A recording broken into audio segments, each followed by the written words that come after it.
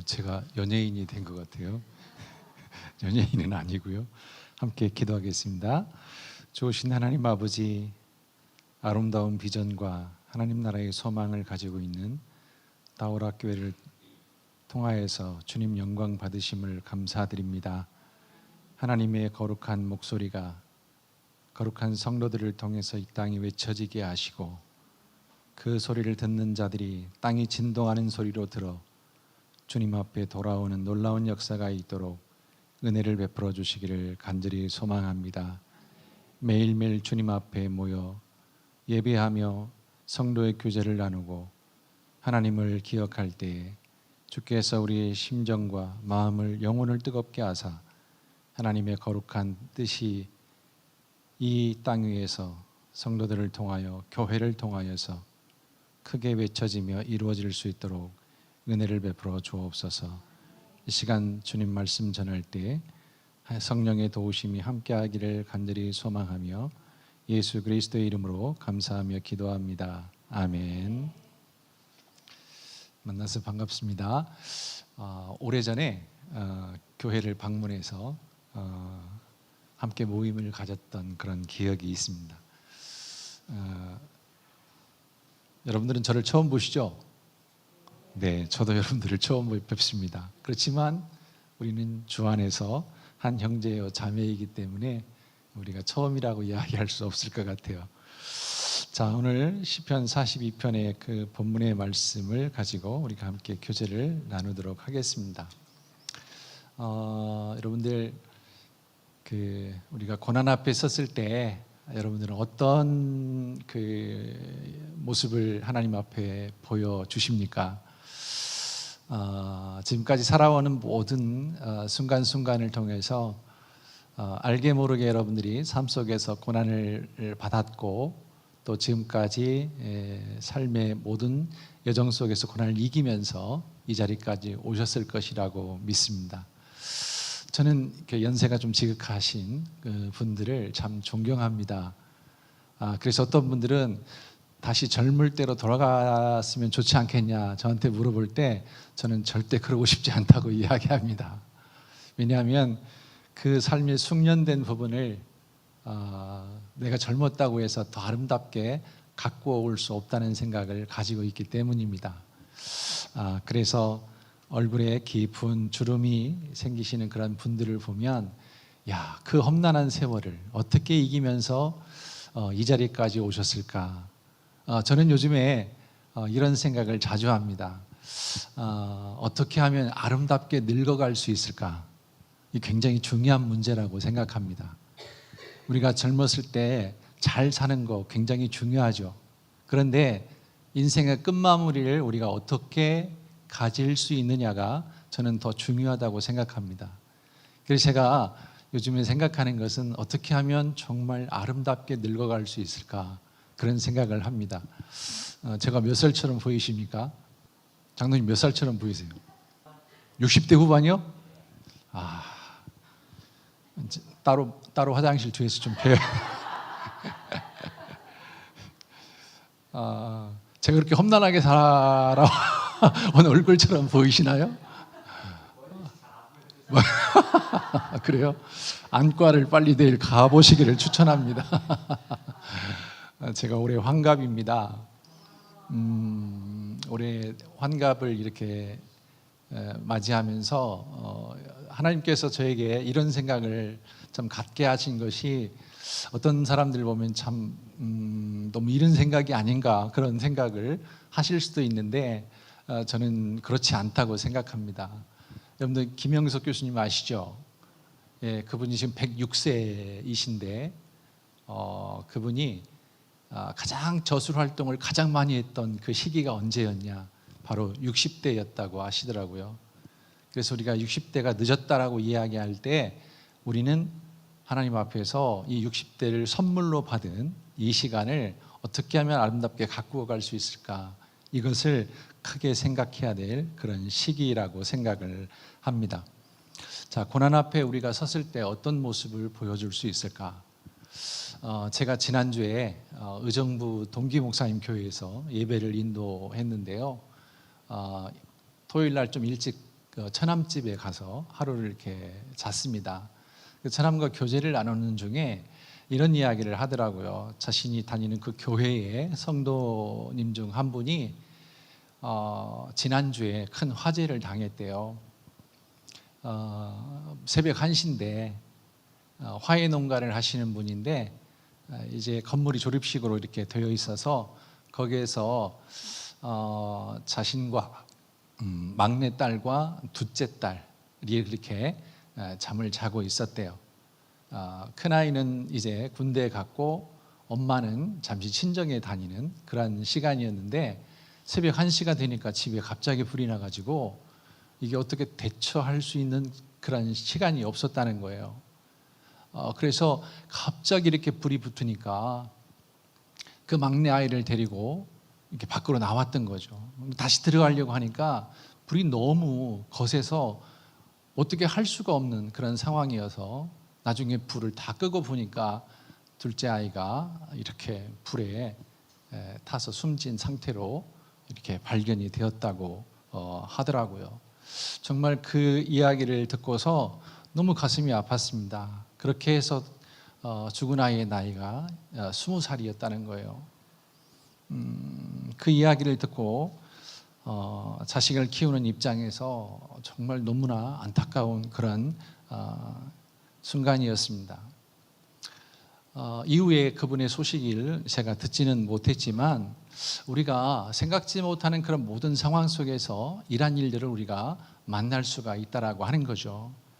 그럴 때 우리는 어떻게 그 고난 앞에 나 자신을 하나님 앞에 세워갈까, 이것이 우리에게 굉장히 중요한 문제가 되고 있습니다.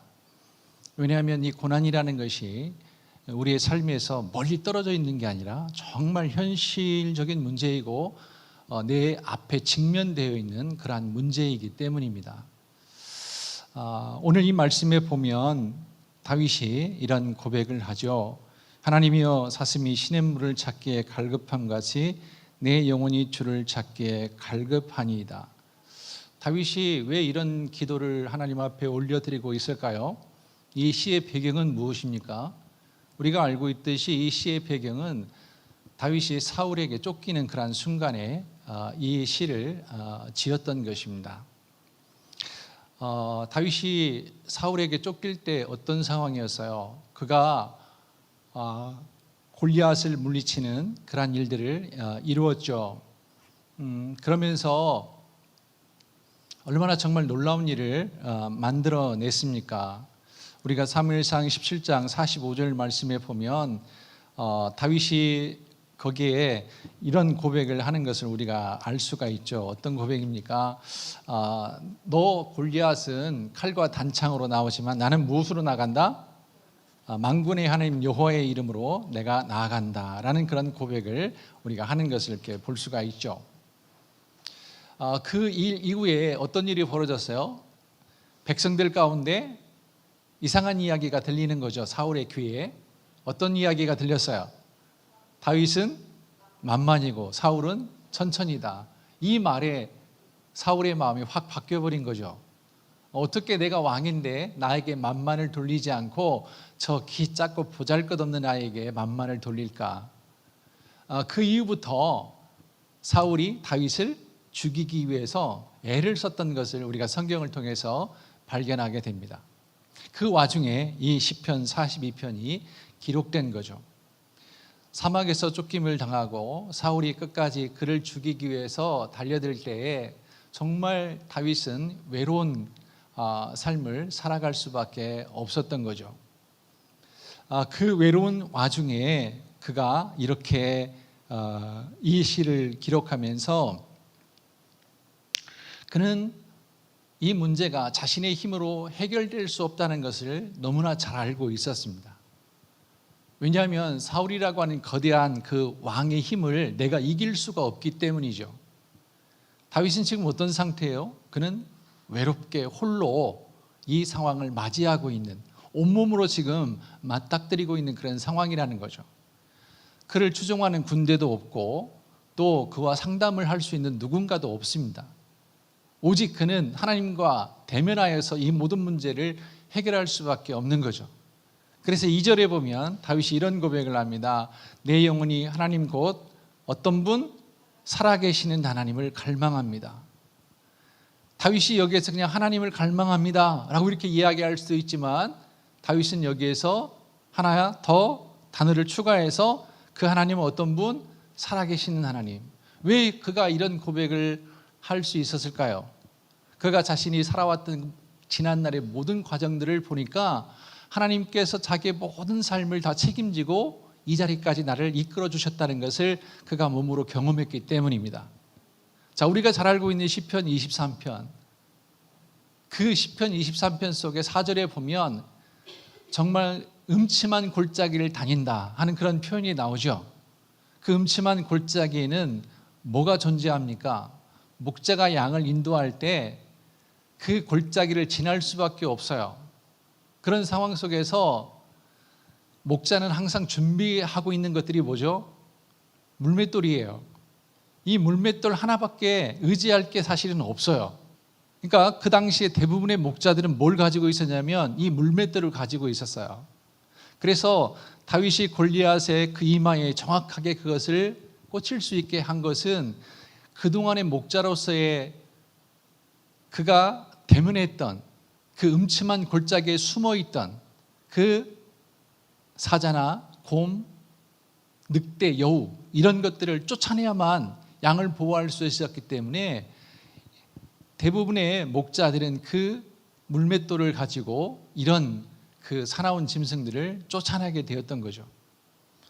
자, 오늘 이 말씀에도 보면 하나님이여 사슴이 시냇물을 찾기에 갈급합니다. 여러분들 정말 아무것도 없는 그 사막길을 걸어보신 적이 있으세요? 저는 잠시 조금 경험한 적이 있습니다. 그 사막의 뜨거운 열기 속에서 이스라엘 백성들이 3일을 걸어가면서 뭐 때문에 불평불만을 했어요? 마라의 쓴 잔, 물이 없었기 때문에 불평과 불만을 했던 거 아니에요. 그 뜨거운 사막길을 아무런 물도 없이 지난다는 것은 정말 하루를 다 못 걸어서 죽을 수밖에 없는 거예요. 그들에게 있어서 가장 중요한 것이 바로 이 물이죠. 자, 목마른 사슴, 여러분들 생각해 보세요. 이 절대절명의 위기 속에 이 사슴이 자신의 목마름을 해결하기 위해서는 어떻게 해야 됩니까? 웅덩이를 찾아서 갈 수밖에 없어요. 그 웅덩이를 향해서 나가게 될 때에 그 주변에는 뭐가 존재하냐면 바로 그 곰이나 늑대 이런 것들이 그 주변에 숨어서 그런 동물들을 기다리고 있는 거예요. 그러니까 이 사슴도 내가 저기에 가면 분명히 죽을 줄 알고 갈 수밖에 없는 거예요. 왜? 자기의 목마름을 해결해야 되기 때문에.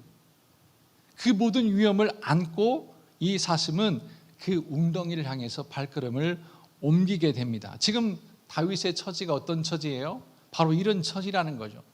누구 하나 자기를 도와줄 사람이 없고 자기에게 응원해 줄 그러한 든든한 군대가 준비되어 있지 않다라고 하는 겁니다. 오직 그가 맞닥뜨릴 수 있는 것은 사울에게 대면해서 자신의 목숨을 잃을 수밖에 없는 그 극한 상황과 이 상황 속에서 자기를 건져내실 하나님밖에는 그에게 존재하고 있는 것이 아무것도 없더라고 하는 거죠. 그래서 다윗은 하나님을 찾을 때 그냥 가볍게 찾은 것이 아니라고 하는 거죠. 자기의 목숨을 내어놓고 하나님을 찾은 겁니다. 하나님께서 나를 건져주시지 않으면 나는 사울의 손에 죽을 수밖에 없습니다. 하루하루의 이 긴장된 순간을 다윗이 맞닥뜨리면서 이 부분을 이겨낸다는 것은 그야말로 정말 피가 마르는 그런 상황이라고 하는 거죠. 여러분들이 고난이라고 하는 문제를 직면하면 그것을 쉽게 가볍게 그냥 지나칠 수 있습니까? 절대 그럴 수 없습니다. 여러분들 내 몸에 가시 하나만 박혀도 그것이 얼마나 나를 괴롭힙니까? 그런데 다윗과 같은 그 절대절명의 위기를 내가 만나게 된다면 나는 과연 그 앞에서 어떤 모습을 보여줄 수 있을까? 우리는 때로 이 문제를 놓고 참 피상적으로 그렇게 생각할 수 있어요. 하나님 바라봐야지, 하나님 찬양해야지. 그러나 이런 문제가 실제적으로 내 앞에 닥칠 때에 나는 어떤 태도를 보여줄 수 있을까 하는 그런 생각들을 우리가 한번 이 말씀을 보면서 살펴보기를 바랍니다. 다윗은 내 영혼이 살아계신 하나님 앞에 그대로 나의 상황이 비춰지기를 원했고 그 속에서 하나님께서 나를 건져주기를 정말 갈망하고 있다라고 하는 겁니다. 다윗이 가장 견딜 수 없었던 그 내용은 어떤 것입니까? 자기가 고난을 당하는 그 자체도 견딜 수가 없지만 이 본문의 말씀에 보면 다윗이 가장 견딜 수 없었던 것은 어떤 것이었어요? 사람들의 조롱이었습니다. 자, 3절을 한번 같이 읽어볼까요? 사람들이 종일 내게 하는 말이 내 하나님이 어디 있느냐 하오니 내 눈물이 주야로 내 음식이 되었도다. 아멘. 다윗이 가장 견딜 수 없었던 것은 자신이 사울에게 쫓김을 당해서 내가 곧 죽을 수 있는 위기가 내 앞에 닥쳐오는 그 자체가 자기에게 고통이 아니라 지금 다윗에게 있어서 가장 큰 고통은 사람들의 비난과 조롱이었다라고 하는 거죠. 야, 너 그렇게 골리앗을 물리쳤는데 왜 하나님께서 그 사울의 손에서 너를 건져주지 않는 거야? 하나님 도대체 어디에 있어? 네가 그렇게 믿고 신뢰하는 그 하나님이 도대체 어디 있어? 이렇게 비난하고 조롱하는 소리가 자기에게 가장 견딜 수 없었던 그러한 이야기라고 하는 것이죠. 우리가 주변에서 그런 이야기를 하죠. 너 하나님 믿으면 하나님께서 복을 너에게 엄청나게 주셨겠네? 너의 재산이 얼마야? 이렇게 물어보는 사람들이 있다라고 하는 겁니다. 너가 기도했는데 왜 네가 기도하는 그 내용이 이루어지지 않아? 왜 하나님이 응답해 주지 않아? 너 그렇게 교회 열심히 다니는데 왜 하나님께서 너가 하는 그 일들에 대해서 왜 함께 동행하지 않아? 이런 소리가 들릴 수 있다라고 하는 겁니다. 그런 소리를 내가 들었을 때 과연 나는 어떤 모습으로 그들에게 살아계신 하나님을 이야기해 줄 수 있을까? 저는 아이가 넷이 있습니다. 뭐 짐승같이 보이세요? 애국자죠. 네, 큰아들이 지금 34이고요. 둘째 아들이 32입니다. 근데 그 셋째가 지금 21살이고 넷째가 18살입니다. 왜 이렇게 나이 차이가 날까? 이 밑에 두 여자아이들은 제가 가슴으로 낳았습니다. 막 태어나서 한 달 정도 돼서 그 두 아이를 제가 만났습니다. 그래서 지금까지 이렇게 같이 삶을 이렇게 살아가고 있는데 우리 셋째 아이가 참 아픈 사춘기를 이렇게 보냈어요. 굉장히 그 아이 때문에 참 힘들었습니다. 지금은 이제 많은 그 위기를 넘기고 평탄한 길로 이렇게 가고 있지만 제 마음속에는 언제 또 그 사춘기 때 겪었던 그 아픔들이 다시 이렇게 나타날까 이런 생각들에 늘 조마조마합니다. 그래서 이 아이가 사춘기를 심하게 겪을 때 정말 자해도 한번 해보기도 하고 나 죽겠다고 자살소동을 막 일으키고 막 이런 것들을 이렇게 겪을 때 너무너무나 정말 힘들고 고통스러웠습니다. 그럴 때 제가 어떤 모습을 보여주었을까? 하나님 앞에 참 이 문제를 놓고 많이 기도했습니다. 하나님, 도대체 이 고통의 문제가 언제 정말 끝날 수 있을까요? 왜 하나님께서 침묵하십니까? 이 아이를 버리신 것입니까? 그래서 하나님 앞에 정말 울기도 참 많이 울었고 아내가 이 문제를 가지고 너무나 정말 힘든 그런 시간들을 이렇게 보내왔습니다. 그럴 때 이 시간을 이길 수 있게 만들어 주신 것이 바로 하나님을 바라보는 그 순간이었습니다. 만약 내가 그 아이에게 그것을 막 힘으로 뭔가 막 욱박지르면서 이야기를 했다면 아마 듣지 않았을 거예요. 기다려 주었습니다. 하나님 앞에 기도했어요. 정말 참 많은 눈물로 하나님 앞에 기도했습니다. 아직도 조금 끝자락에 남아있어서 좀 요동치는 그러한 부분들이 있기는 하지만 하나님께서 그 아이를 사랑하시고 있다는 것을 순간순간 느낄 수가 있었어요. 자살하겠다고 4층에서 뛰어내릴 때 그 난간에 걸려가지고 그 아이가 발목만 이렇게 다치고 살아날 수 있었어요. 우리의 삶 속에서 정말 내가 직면하고 있는 그 문제 앞에 나는 어떤 태도를 가지고 지금 하나님을 바라보고 있는가? 불평과 원망 얼마든지 할 수 있어요. 우리가 하나님 앞에 그 고난 앞에 고난을 만났을 때 불평하고 원망하는 믿음이 없다고 사람들이 그렇게 이야기할 수 있을지 모르겠지만 절대 그런 게 아닙니다. 인간은 어때요? 하나님께서 그 모든 것들을 다 충분하게 받아들일 수 있는 그러한 존재로 만들어 주셨다라고 하는 거죠. 예수님께서 십자가에 못 박히실 때 뭐 때문에 못 박히셨어요? 우리의 연약함 때문에 못 박히시지 않았습니까? 그러면 예수님께서 못 박히신 이후에 우리 연약함이 다 해결됐어요? 아닙니다. 해결되지 않았어요. 여전히 우리의 삶 속에는 이 연약함이 존재합니다. 우리가 죽을 때까지 연약함은 우리에게 존재할 거예요. 왜 하나님께서 그 연약함을 우리 가운데 남겨두었을까? 너의 인생의 삶이 너의 힘으로가 아니라 하나님의 인도하심과 보호하심이 아니면 절대 이 문제가 해결될 수 없기 때문이라는 것을 이 땅을 살아가는 유약한 존재들에게 그걸 가르치시기 위해서 하나님께서 이것을 우리에게 남겨두신 거라는 거죠. 다윗은 자신이 직면한 이 사실 앞에서 그는 하나님께서 왜 나를 건져주시지 않느냐고 불평하고 원망하고 그렇게 나아가지 않았다라고 하는 거죠. 다윗은 이것 때문에 너무나 고통스러웠어요. 내 눈물이 주야로 내 음식이 되었도다. 여러분들 매일매일 울어보신 적 있으세요? 아마 못 견딜 것 같아요. 하나님께서 그 아이를 통해서 아내와 저를 매일매일 울게 하셨어요. 울지 않으면 견딜 수가 없는 거예요. 새벽기도 나아가서 하나님 앞에 무릎 꿇어 하나님 이 아이를 어떻게 하시렵니까? 내가 당하는 삶의 고난 앞에서 우리는 어떤 태도를 가지고 이 문제를 접근하고 있는지를 우리는 늘 살펴보아야 한다는 거죠. 하나님께서는 우리에게 은혜를 베푸시기 위해서 늘 준비하고 계십니다. 그런데 우리가 그 하나님께서 예비하신 은혜의 그 보따리를 우리가 바라보지 못할 때가 참 많이 있어요.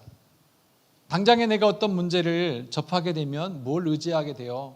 나를 도울 사람이 누가 있을까를 생각하게 된다는 거죠. 운전을 하다가 교통사고가 나면 이 문제를 놓고 누가 나를 도울 수 있을까를 먼저 생각하게 된다는 거죠. 내 몸이 아프면 어느 병원에 가서 내가 치료를 받을까를 먼저 생각하게 된다는 거죠. 하나님 내게 이 병을 주신 것을 감사합니다 라고 그렇게 고백하기에는 우리의 삶이 때로는 참 연약한 부분이 있다라고 하는 거죠. 다윗은 매일매일 하나님 앞에 울었어요. 이 눈물이 자기의 음식이 되었다고 이야기합니다. 그러면서 그가 이 눈물을 흘리면서 잊지 않았던 것이 있어요. 그게 뭡니까? 그가 하나님 앞에서 정말 은혜의 삶을 살았던 그 시기를 생각하는 거죠. 자, 그래서 4절에 보면 이렇게 되어 있어요. 내가 전에 성의를 지키는 무리와 동행하여 기쁨과 감사의 소리를 내며 그들을 하나님의 집으로 인도하였더니 이제 이 일을 기억하고 내 마음이 상하는도다. 자, 다윗은 그에게 있어서 가장 큰 기쁨이 무엇이었어요? 무리들과 함께 동무들과 함께 하나님 앞에 나아가서 성의를 지키는 그 시간이었어요. 근데 지금은 어떤 상황이에요? 이 성의를 지킬 수 없는 그런 지금 상황이 되었다라고 하는 거죠. 그래서 늘 그는 과거에 하나님 앞에서 이 은혜의 삶을 살았던 것을 다시 회상하고 있다라고 하는 거죠. 언제 내가 다시 돌아갈까? 여러분들 시편 124편부터 이렇게 쭉 이어지는 그 성전에서 부르는 그 찬양 시가 이렇게 있죠. 여러분들이 나중에 이렇게 성전으로 올라가는 그 시를 쭉 한번 읽어보세요. 시편 120편부터 시작해서 이렇게 134편까지 이렇게 있는데요. 이 시를 읽는 가운데 가장 정말 클라이막스가 어디일까 생각해 보니까 그가 하나님 앞에서 예배하는 그 삶을 살아갈 때 시편 126편에 보면 여호와께서 시온의 포로를 돌려 보내실 때 우리는 꿈꾸는 것 같았도다. 그때 우리 입에는 웃음이 가득하고 우리 혀에는 찬양이 찼었도다. 이렇게 이야기합니다. 하나님 앞에 나아가서 예배하며 하나님을 높이며 하나님을 찬양했던 그 시간이 이스라엘 백성들 가운데 굉장히 정말 기쁨의 시간이었다라고 하는 거죠. 그래서 우리가 언제 그 성산에 올라갈 수 있을까? 이렇게 이야기하죠. 하나님 앞에서 우리의 삶이 서 있는 그 시간이 하나님을 바라볼 수 있는 특별한 시간이라고 하는 거죠. 그래서 하나님과의 영적 교제가 그 시간을 통해서 깊이 있게 다윗의 삶 속에 이루어졌던 그 과거의 시간들을 그가 지금 회상하면서 이 시간이 속히 나에게 오기를 하나님 앞에 지금 기도하고 있는 것입니다. 우리는 하나님 앞에 서 있다는 사실을 우리가 결코 잊어서는 안 됩니다. 우리는 하나님이 나의 삶을 오늘도 세워 가신다는 것에 대해서 우리가 너무나 많이 잊고 살 때가 있다라고 하는 거죠. 하루를 눈 떠서 하루를 마감하는 그 시간까지 하나님께서 지금 나를 붙들고 있다는 사실에 대해서 여러분들 기억하고 계십니까? 하루하루를 정말 바쁘게 살아가는 그 과정 속에서 하나님을 기억하는 것이 거의 이루어지지 않을 때가 참 많다라고 하는 거죠. 살아계신 하나님 앞에 나의 삶이 서 있다는 이 자체는 우리의 삶에 있어서 우리가 어떤 존재인가를 다시금 발견케 하는 그러한 요소가 된다라고 하는 거죠. 자, 우리가 하나님을 바라보지 않으면 절대 우리가 이 땅에서 정말 안전한 삶을 우리는 살아갈 수 없습니다. 하나님께서 나를 세우시고 인도하시고 지키고 있다는 이 사실을 우리가 잊게 되면 우리는 결국에 가서 염려와 걱정 속에 빠질 수밖에 없습니다. 성경에서는 우리에게 어떻게 말씀하십니까? 너희는 염려하지 말라라고 하나님께서 이렇게 말씀하시죠. 베드로전서 5장 7절 말씀에 보면 너희 염려를 다 주께 맡기라 이는 그가 너희를 돌보심이라 이렇게 말씀합니다. 염려하는 문제를 하나님 앞에 맡기고 사십니까? 저도 잘 맡기지 못할 때가 많아요.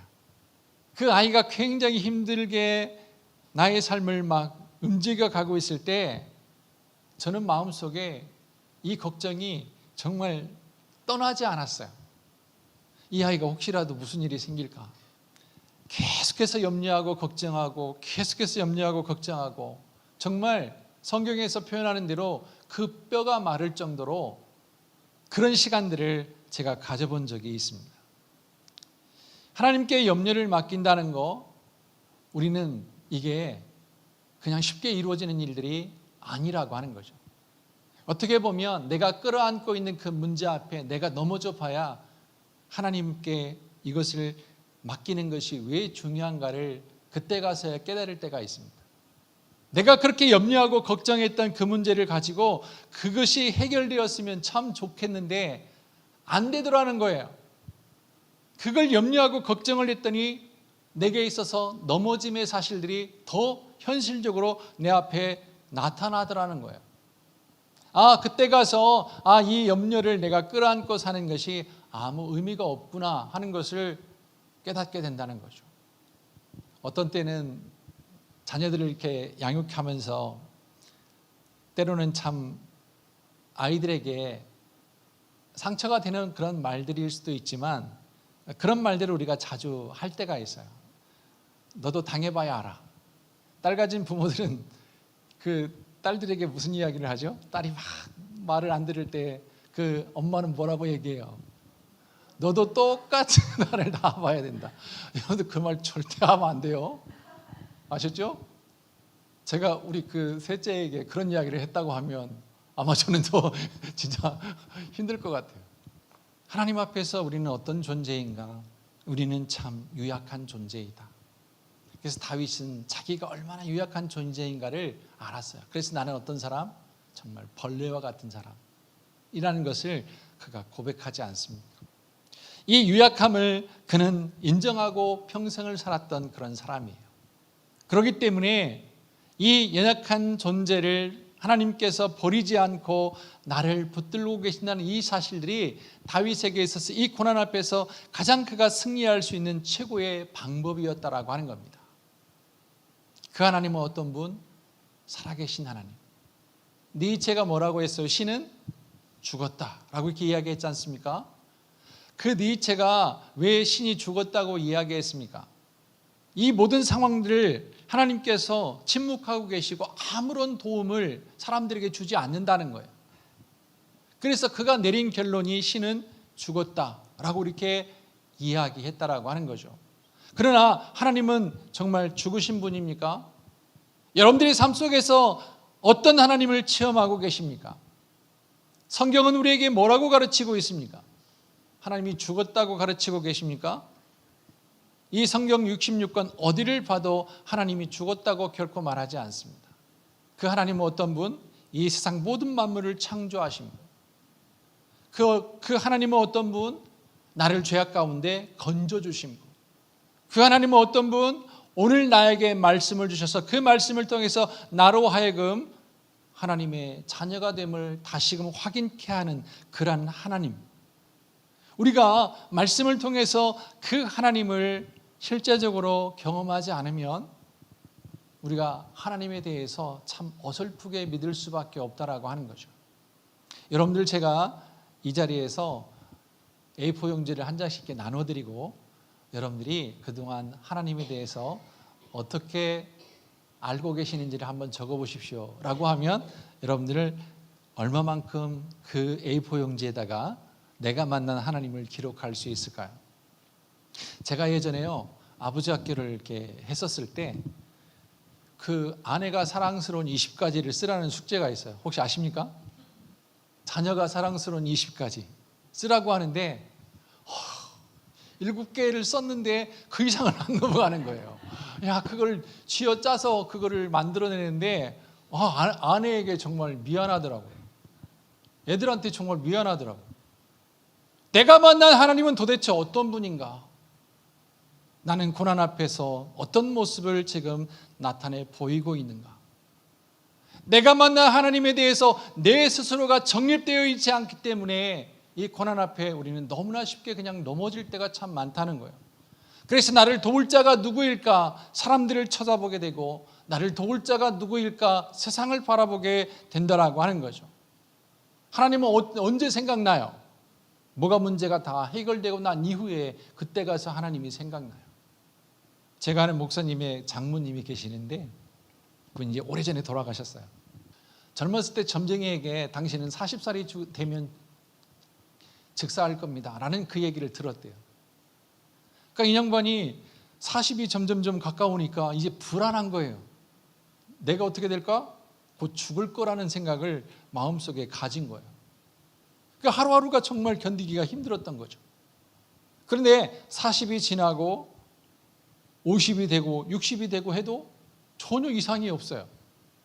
나중에 예수를 믿고 나서 그 점쟁이의 말이 아무 의미 없는 가짜였다는 것을 그때 가서 알게 된 거예요. 언제? 나이 80이 되셨을 때. 이 40년간을 어떻게 살았어요? 불안 속에 산 거예요. 내가 언제 죽을까? 나중에 그 사실을 알고 나니까 이게 얼마나 억울한지. 그분이 90이 넘어서 이렇게 돌아가시긴 하셨는데, 여러분들, 우리가 하나님에 대한 깊은 만남들이 그 속에서 이루어지지 않으면 우리의 삶은 이런 불안과 염려 속에서 벗어날 수가 없는 거예요. 그래서 시편에 보면 여러분들이 성경을 읽다가 그런 단어를 발견할 수 있어요. 읍조리다. 기억나십니까? 이 읍조리다는 말이 무슨 말이에요? 중얼거린다는 뜻이에요. 그러니까 내 입에서 하루를 살면서 하나님의 말씀을 가지고 계속해서 중얼거리는 거예요. 그렇게 살아도 사람들이 넘어지는데 우리가 하나님을 바라보지 않으면 우리가 세상 속에서 승리할 수 없게 된다라고 하는 거죠. 오늘 말씀은 우리에게 이렇게 이야기합니다. 고난 앞에서 너희는 어떻게 해야 될 것인가? 바로 하나님을 바라보라. 5절 말씀은 하나님께 소망을 두라 이렇게 되어 있죠. 전의 성경은 어떻게 되어 있어요? 여기가 하나님을 바라보라. 그렇게 되어 있어요. 하나님께 소망을 두는 자가 하나님을 바라볼 수 있습니다. 여러분들의 삶 속에서 하나님을 바라보는 것을 절대 게을리하지 마시기를 바랍니다. 하나님께서 여러분들의 삶을 세우시고 인도하시고 이끌어가고 있다는 이 사실에 대해서 의심하지 말기를 바랍니다. 오늘 도우시는 그 하나님, 나를 세우셔서 승리케 하실 그분을 바라보면서 우리가 이 시간 함께 같이 기도할 수 있기를 원합니다. 함께 기도합니다. 하나님, 나에게 이 고난을 직면했을 때 어떻게 할까요? 주님, 하나님을 전적으로 바라볼 수 있는 믿음의 자리로 나를 이끌어 달라고 이 시간 우리 함께 같이 이 시간 기도하도록 하겠습니다. 하나님 아버지, 이 시간 주님 앞에 간절히 기도합니다. 고난을 당하는 그 현실 앞에 우리가 지금 어떤 자세로 어떤 모습으로 내가 하나님 앞에 서가고 있는지를 하나님 살펴볼 수 있기를 원합니다. 염려와 근심과 걱정이 많은 이 세상 속에서 아버지 하나님이여 고난까지 겹치는 이 상황이라면 아버지 하나님, 나의 삶은 그야말로 정말 슬픔의 자리에 늘 놓여 있을 수밖에 없을 것인데, 그러나 다윗은 그 속에서 하나님을 찬양한다고 이야기합니다. 어떻게 하나님을 찬양할 수 있습니까? 요 하나님을 나가 소망 가운데 바라볼 때 바로 그 같은 일들이 일어납니다. 아버지 하나님이여, 주께서 저희들에게 하나님 바라볼 수 있는 믿음을 더하여 주셔서 그리스도 예수 안에서 아름답게 정말 승리하며 이 땅에서 삶을 살아가는 우리 모두가 될 수 있도록 하나님께서 역사해 주시기를 간절히 소망합니다. 하나님 아버지, 우리의 삶은 늘 삶의 어려움 가운데 직면되어 있다는 것을 주님께서 아십니다. 지금 내가 고난 앞에 서 있다면 하나님을 바라볼 수 있도록 인도하여 주옵소서. 그 하나님이 나의 삶 속에서 함께 동행하고 있다는 것을 결코 잊지 않도록 인도하여 주옵소서. 전능하신 하나님 아버지, 우리 각자 개인 한 사람 한 사람의 삶을 하나님은 주목하고 계십니다. 하나님은 결코 잊지 않고 계십니다. 고난 앞에 서 있는 저들의 모습들이 있다면 하나님 저희를 붙들어 주셔서 믿음의 자리에서 승리할 수 있도록 하나님 역사해 주옵소서. 성령의 도우심이 늘 함께하기를 간절히 소망하며 예수 그리스도의 이름으로 기도합니다. 아멘.